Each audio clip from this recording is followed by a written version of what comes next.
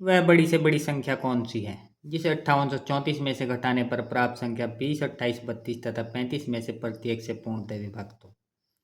अब यह question HCF का है या एलसीएम का है, इसकी पहचान केवल ये नहीं होती है कि बड़ी से बड़ी संख्या पूछा है तो ये क्वेश्चन एचसीएफ का होगा और छोटी से छोटी संख्या पूछा है तो एलसीएम का होगा। इसकी जो पहचान होती है वो इनसे होती है कि इनसे विभाजित होने वाली पूछा है तो संख्या इनसे बड़ी ही होगी, यानी इनका हमको यहाँ पर एलसीएम निकालना है।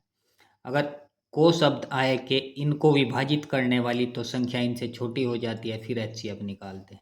तो इनका हमको यहाँ पर एलसीएम निकालना है और एलसीएम निकालने का जो तरीका होता है वो ये होता है कि ये जो संख्याएं दी गई हैं 20, 28, 32, 35, इन संख्याओं को हम यहाँ पर एक ऐसी संख्या से भाग करते हैं जिससे कम से कम दो संख्याएं एक बार में विभाजित हों। दो से ज़्यादा भी हो जाएं तो अच्छा है। किसी एक ही संख्या के लिए भाग नहीं करते हैं। तो इसको 4 से विभाजित करेंगे, 4 पंजे 20, 4 सत्ते 28, 4 अट्ठे 32 और ये भाग नहीं होगा ज्यों का त्यों। अब 4 से भाग नहीं करेंगे क्योंकि 4 से केवल एक ही संख्या भाग होगी 8। तो अब करेंगे 5 से भाग।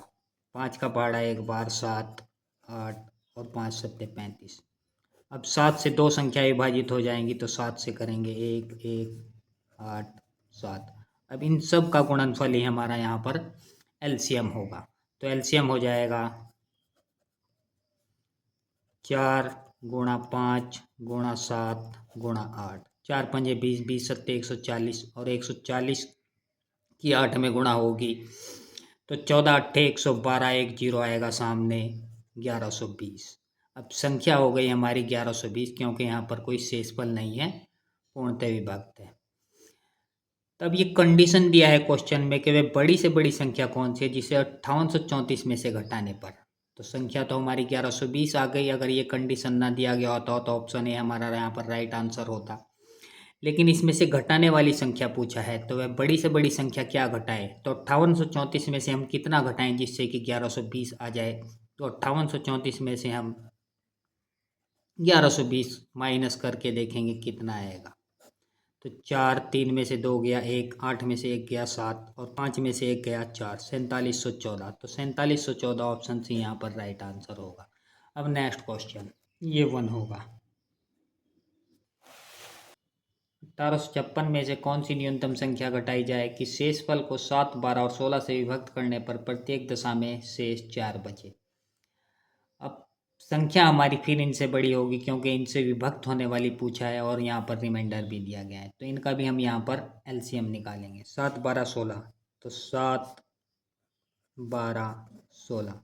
तो किसी एक ऐसी संख्या से भाग देंगे जिससे कम से कम दो संख्याएं विभाजित हों। तो 7 तो नहीं होगा, 4 से भाग करेंगे, 4 तिया 12 और 4 चौक 16। अब भाग करने का ज़रूरत नहीं है, अब सीधा इनकी जो गुणा होगी वही एलसीएम होगा। एलसीएम बराबर हो जाएगा 4 सत्ते 28, 28 तिया 84 और 84 की 4 में गुणा करेंगे, 4 चौक 16 और 4 अट्ठे 32 और 1 33, 336 यहाँ पर एलसीएम हो गया। अब यहाँ पर रिमाइंडर दिया है 4, तो अगर इसमें हम यहाँ पर 4 जोड़ देंगे तो यह संख्या निकल जाएगी 340। अब क्या 340 एक ऐसी संख्या है जिसमें इनसे विभाजित करने पर रिमाइंडर 4 आएगा, लेकिन क्या इससे छोटी भी कोई संख्या यहाँ पर हो सकती है।